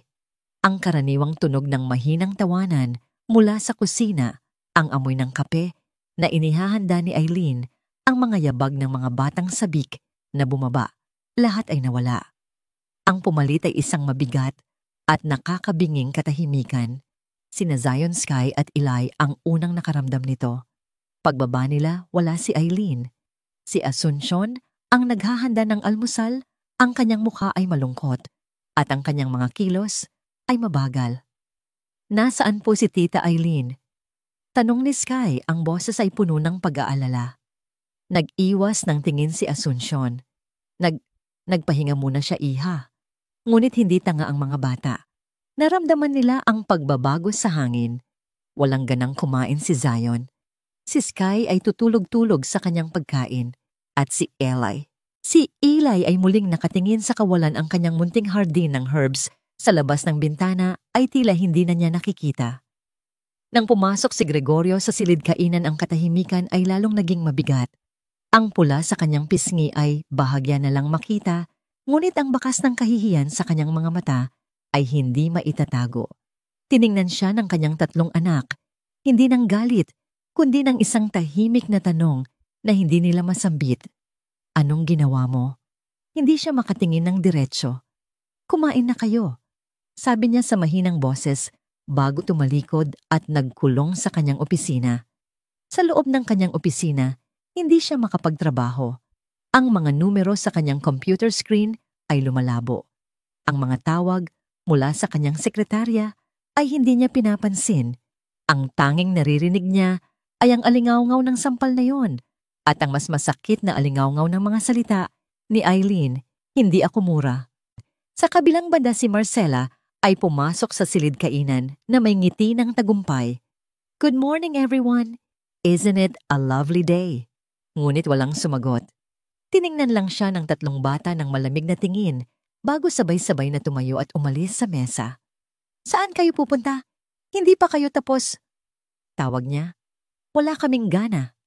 Simpleng sagot ni Zion, hindi man lang lumingon.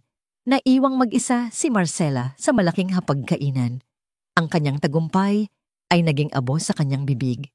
Nagawa niyang paalisin si Eileen, ngunit sa proseso, tila nawala rin sa kanya ang mga pamangkin na sinasabi niyang pinoprotektahan niya. Ang buong araw ay isang pagdurusa. Ang mga bata ay nagkulong sa kanilang mga silid. Si Gregorio ay nanatili sa kanyang opisina. Pagsapit ng hapon, lumabas si Zion mula sa kanyang silid. Ang kanyang mukha ay seryoso at determinado. Kumatok siya sa pinto ng opisina ng ama. "Pumasok," sabi ni Gregorio. Pumasok si Zion at tumayo sa harap ng mesa ng ama. Babalik pa ba siya? Diretsong tanong ng bata. Hindi makasagot si Gregorio. "Dahil ba sa'yo?" Pagpapatuloy ni Zion. "May ginawa ka ba sa kanya, Papa?" Ang direktang tanong mula sa kanyang anak ay parang isang suntok sa sikmura. Yumuko si Gregorio. "Oo, anak. May nagawa akong mali. Isang malaking pagkakamali." "Kung ganoon, itama mo," sabi ni Zion. "Puntahan mo siya. Pabalikin mo siya. Dahil kung hindi ka na namin kakausapin. Kahit kailan." Ang ultimatum mula sa kanyang panganay na anak, ang huling tulak na kailangan ni Gregorio. Ngunit may isang tao pa siyang kailangang harapin. Pinuntahan niya si Marcela sa sala. Nakita niya itong nagbabasa ng isang fashion magazine, nagpapanggap na walang nangyayari. "Masaya ka na?" tanong ni Gregorio. Itinaas ni Marcela ang kanyang tingin. "Ginawa ko lang kung ano ang tama para sa pamilyang ito." "Tama."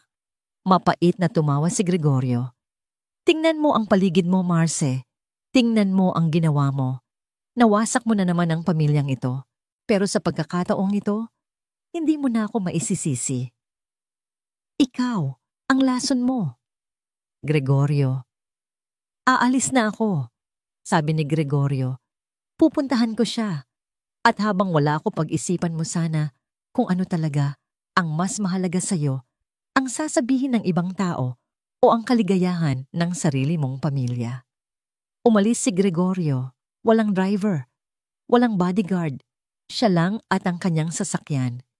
Ibinigay sa kanya ni Asuncion ang address ni Eileen sa Caloocan habang nagmamaneho siya palayo sa mga malinis at malalawak na kalsada ng Alabang at papasok sa masikip at magulong mga kalye ng Caloocan.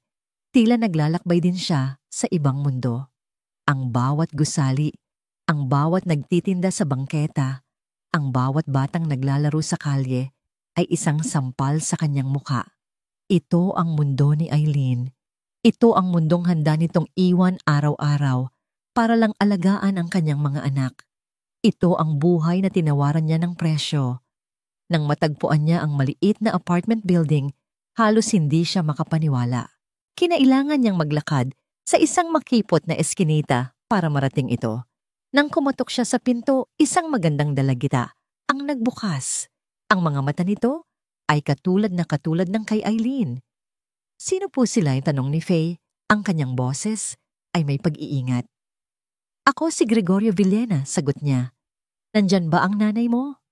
Ang pangalan pa lang ay sapat na. Ang pag-iingat sa mga mata ni Faye ay napalitan ng hayagang pagkasuklam. Wala siya dito. Malamig na sabi nito, akmang isasara ang pinto.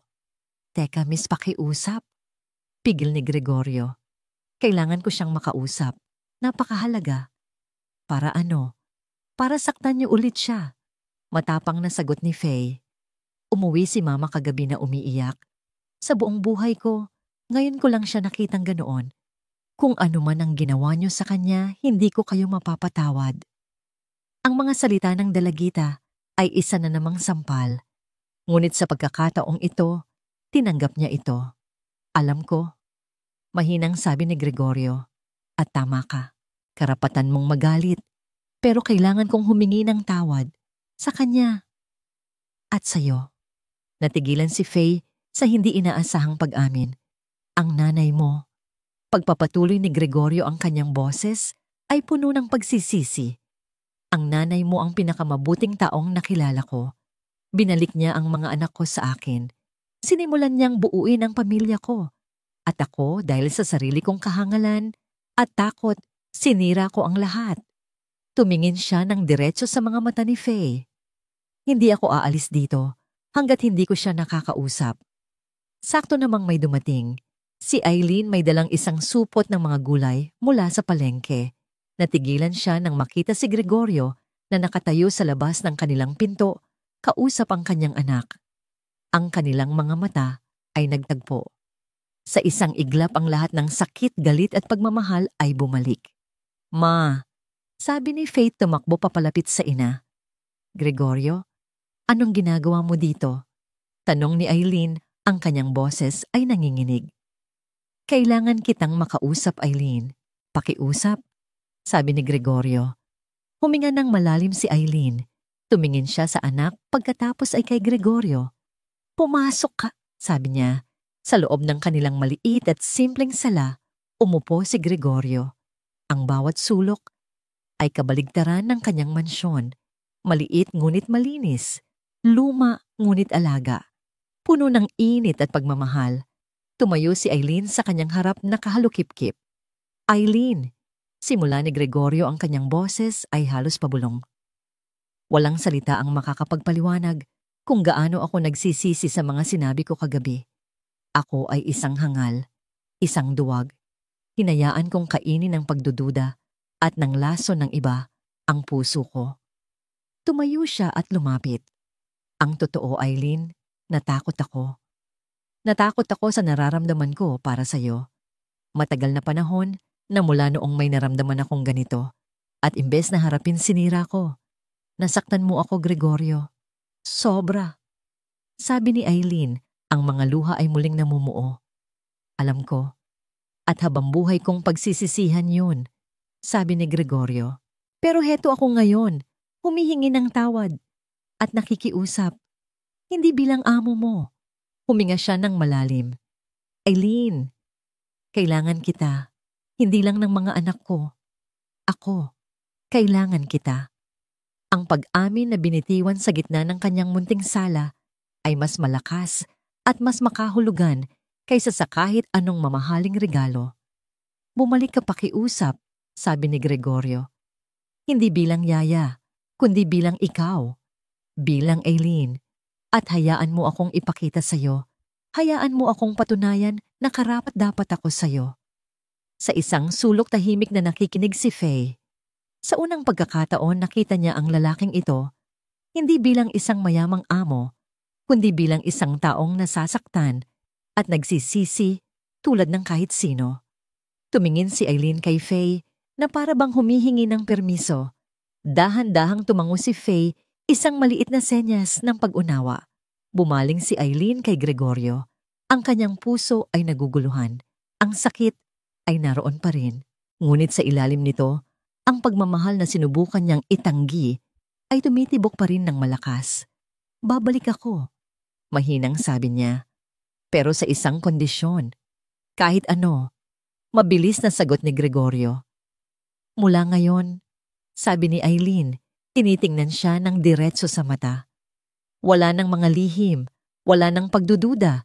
Kung may problema pag-uusapan natin, bilang magkapantay. Bilang magkapantay, ulit ni Gregorio, kinuha ang kamay ni Aileen. Pangako. Ang paghawak ng kanilang mga kamay sa maliit na sala, sa Caloocan, ay isang bagong simula. Isang pangakong binuo, hindi sa yaman o katayuan, kundi sa abo ng kanilang mga pagkakamali at sa pag-asang muling bumangon. Ang pagbabalik ni Aileen sa Villa Esperanza ay kakaiba. Hindi na siya pumasok bilang isang empleyado, kundi bilang isang taong may espesyal na lugar sa puso ng tahanan. Ang mga bata, nang makita siyang muli, ay sumalubong sa kanya ng mga yakap na puno ng lumbay at kagalakan. Akala po namin hindi na kayo babalik. Sabi ni Sky, nakayakap ng mahigpit sa bewang ni Aileen. Hindi ko kayo kayang iwan. Sagot ni Aileen, hinahaplos ang buhok ng bata. Ang kanyang mga mata ay nakatingin kay Gregorio na nasa likuran isang tahimik na pangako ang namamagitan sa kanila. Ngunit ang muling pagsasama ay hindi nangangahulugang na wala na ang lahat ng problema. Sa halip nagsimula pa lang ang isang mas komplikadong yugto. Ang kanilang relasyon ay kailangan ng bigyan ng pangalan isang bagay na pareho nilang iniiwasan. Ang hangin ay puno ng hindi masabi na mga salita ng mga tinging nagtatagal at ng isang awkward na espasyo sa pagitan nila na parehong natatakot tawirin. Si Marcela, matapos ang kanyang pagkatalo, ay nanatiling tahimik. Hindi na siya nangiinsulto, ngunit ang kanyang presensya ay parang isang malamig na anino, isang paalala ng mga pagdududang minsan nang sumira sa kanila. Isang gabi matapos matulog ang mga bata, nagpasya si Gregorio na oras na para harapin ang katotohanan. Inanyayahan niya si Aileen sa hardin kung saan may inihandang 2 silya at isang maliit na mesa. Kailangan nating mag-usap, Aileen. Panimula niya ang kanyang boses ay seryoso. Hindi tungkol sa mga bata, tungkol sa atin. Umupo si Aileen, ang puso niya ay kumakabog. Hindi ko na kayang magpanggap na amo mo lang ako at hindi ko na rin kayang itago na yaya ka lang dito. Pagpapatuloy ni Gregorio. Aileen, mahal kita. Alam kong mabilis. Alam kong magulo. Pero ito ang totoo. Napaluha si Aileen. Mahal din kita, Gregorio. Pero natatakot ako. Saan ka natatakot? Sa lahat aminado niya. Sa mundo natin na magkaiba. Sa sasabihin ng mga tao. Sa kapatid mo. At higit sa lahat sa mga bata. Ayokong isipin nila na pinapalitan ko ang kanilang ina. Kung ganun harapin natin ang mga takot na yan, isa-isa, at magkasama, sabi ni Gregorio, ang unang hakbang ay ang pinakamahirap ang pakikipag-usap sa mga bata. Kinabukasan tinipon nila ang 3 sa sala. Magkatabing umupo sina Gregorio at Aileen sa sofa, isang imaheng hindi pa nakikita ng mga bata noon. Mga anak, simula ni Gregorio, hinawakan ng kamay ni Aileen. Ang tita Aileen ninyo at ako, kami ay nagmamahalan. Isang sandali ng katahimikan, tumingin-tingin ang mga bata mula kay Gregorio kay Aileen at sa kanilang magkahawak na mga kamay. Si Zion ang unang ngumiti, isang maliit na ngiting pilyo. Alam na po namin, sabi niya. Nagulat ang dalawang matanda. Paano, tanong ni Eileen? Halata naman po sabi ni Sky. Lagi kayong nakangiti kapag nandyan si Papa. At ikaw naman, Papa, hindi ka na laging galit kapag kasama namin si Tita Eileen. So ibig sabihin po ba, tanong ni Eli, ang kanyang mga mata ay malaki at puno ng pag-asa, magiging nanay na namin siya. Ang tanong na yon ang kinatatakutan ni Eileen. Lumuhod siya sa harap ng mga bata. Ang mama ninyo, iisa lang. Malumanay niyang sabi. At palagi siyang nasa puso ninyo. Walang sino man ang makakapalit sa kanya. Pero kung papayag kayo, gusto kong maging isang kaibigan, isang pangalawang nanay na laging nandito para sa inyo. Dalawang nanay? Sabi ni Sky na para bang iniisip ang ideya. Okay lang sa akin yun. Mas masaya. Niyakap ng mga bata si Eileen at Gregorio. Ang kanilang pagtanggap ay mas madali at mas dalisay kaysa sa inaasahan. Ngunit may isa pang bata na kailangan nilang kausapin. Nang gabing iyon, magkasamang nagpunta si Gregorio at Eileen sa Caloocan. Ito ang unang pagkakataon na tumapak si Gregorio sa apartment ni Eileen bilang kasintahan nito, hindi bilang isang nagsisising amo. Inilahad nila ang lahat kay Faye. Ang kanilang nararamdaman, ang pagtanggap ng mga anak ni Gregorio at ang kanilang planong subukang maging isang pamilya. Tahimik lang na nakikinig si Faye. Matapos silang magsalita, tumingin siya kay Gregorio. Mahal niyo po ba talaga ang mama ko? Seryosong tanong niya. Higit pa sa inaakala mo. Taos-pusong sagot ni Gregorio. Hindi niyo na po siya sasaktan ulit. Hinding-hindi na.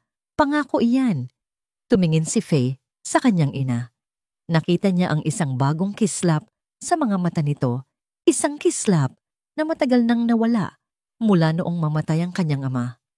Huminga siya ng malalim. Okay po, sabi niya. Pero ma, huwag niyo po akong kakalimutan ha. Kailanman anak? Hinding-hindi. Sagot ni Eileen, niyakap ang anak. Ang huling hamon ay ang harapin ang labas ng mundo. Nagpasya si Gregorio na isama si Eileen sa isang importanteng charity ball. Ito ang kanilang opisyal na paglabas bilang isang mag-asawa. Tinulungan ni Asuncion at sa pagkagulat ng lahat ni Marcela, si Eileen na maghanda. Kung gagawin niyo rin lang to, siguraduhin mong magmumukha kang reyna.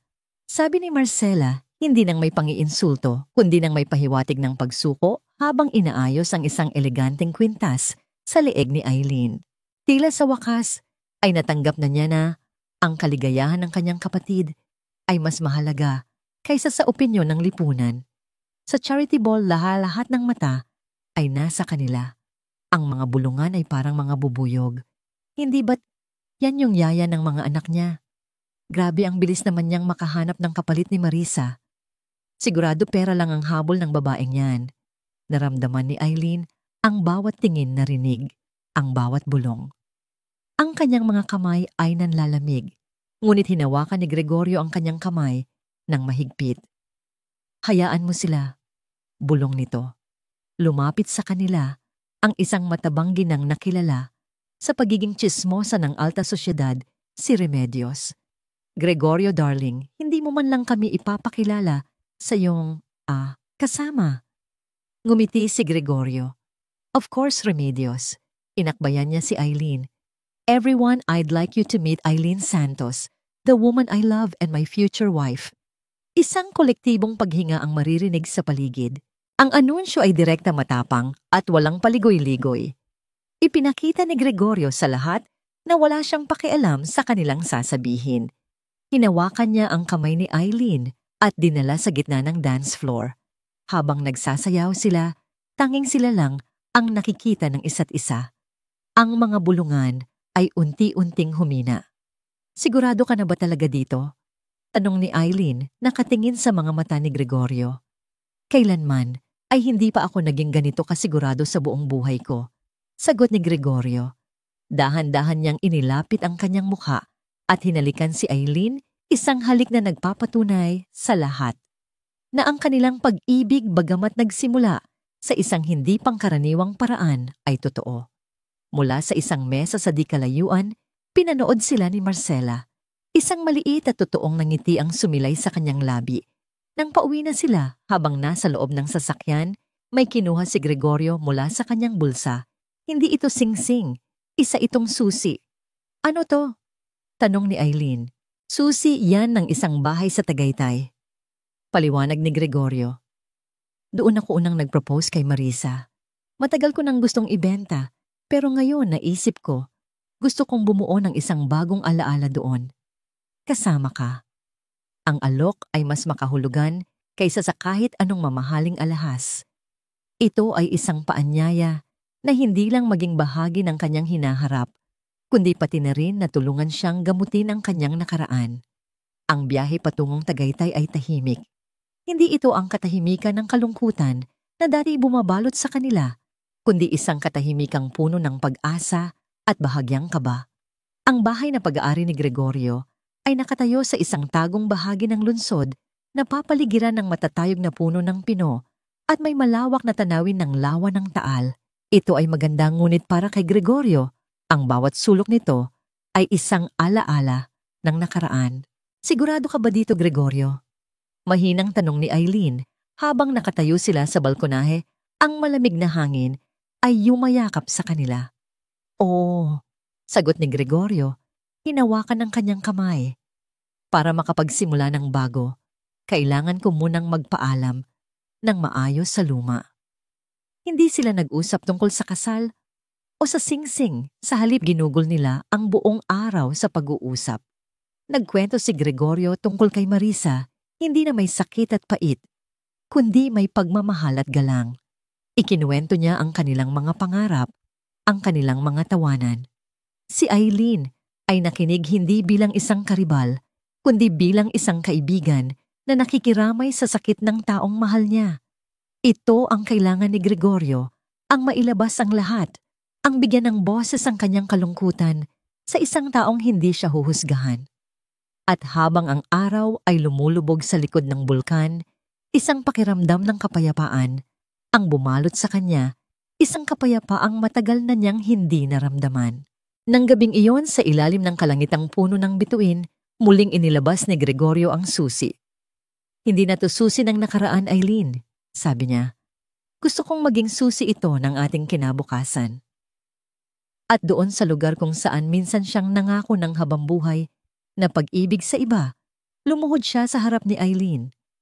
Hindi bilang isang real estate tycoon, hindi bilang isang bilyonaryo, kundi bilang si Gregorio, isang lalaking minsan nang nawala, ngunit natagpuan muli ang sarili. Eileen Santos. Simula niya ang kanyang boses ay nanginginig sa emosyon. Dumating ka sa buhay ko bilang isang tagalinis, pero nilinis mo ang lahat ng gulo at sakit sa puso ko. Tinuruan mo akong maging ama muli. Tinuruan mo akong magmahal muli. Hindi ko maipapangako sa iyo ang isang perpektong buhay dahil alam nating pareho na hindi yon umiiral. Pero maipapangako ko sa iyo ang lahat ng pag-ibig ko, ang lahat ng katapatan ko, at ang bawat araw ng nalalabi kong buhay. Pakasalan mo ako, Eileen. Hayaan mo akong maging asawa mo. Ang mga luha ay malayang dumaloy sa mga pisngi ni Eileen. Hindi na ito luha ng sakit kundi luha ng purong kaligayahan. Oo, bulong niya. Oo, Gregorio. Papakasalan kita.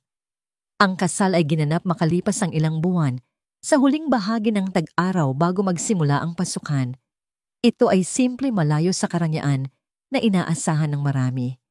Ginanap ito sa hardin mismo ng Villa Esperanza, ang lugar kung saan unang nag-ugat ang kanilang pag-ibig. Ang mga bisita ay iilan lamang ang pinakamalalapit na kaibigan at pamilya. Si Faye, na ngayon ay masaya na para sa ina, ang nagsilbing maid of honor. Si Marcela, naganap nang nagbago ang tumulong sa lahat ng preparasyon. At sa tabi ni Gregorio, bilang kanyang mga best men ay ang kanyang tatlong anak, sina Zion, Sky at Eli. Nang lumakad si Eileen sa aisle suot ang isang simple, ngunit eleganteng bestida, lahat ng mata ay nasa kanya. Ngunit ang kanyang tingin ay nakapako lamang kay Gregorio at sa 4 na bata na naghihintay sa kanya sa dulo. Ang seremonya ay puno ng emosyon. Ngunit ang pinakatumatak na sandali ay nang tumayo si Eli, ang batang minsan nang nawalan ng boses, para mag-alay ng isang maikling talumpati sa reception. Hawak ang isang baso ng apple cider, tumingin siya sa paligid, ang kanyang mga mata ay nagniningning.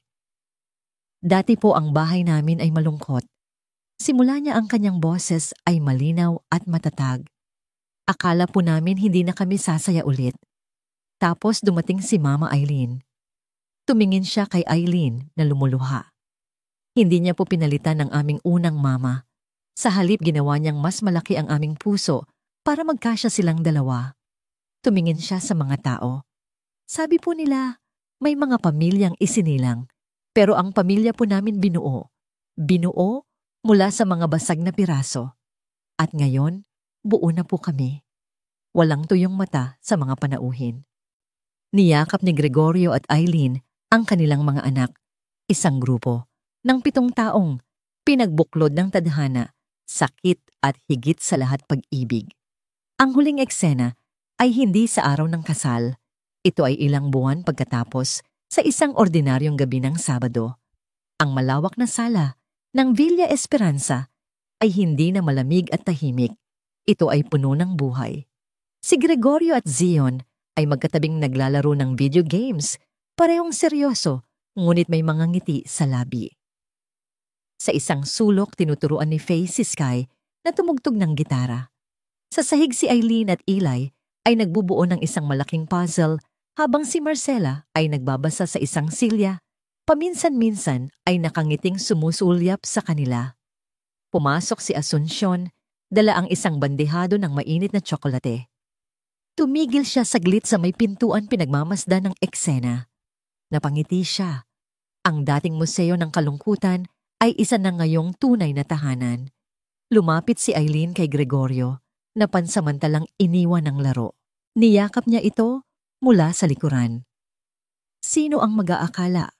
Bulong ni Gregorio na ang lahat ng ito ay magsisimula sa isang tagalinis na hindi sumuko sa 3 magugulong bata.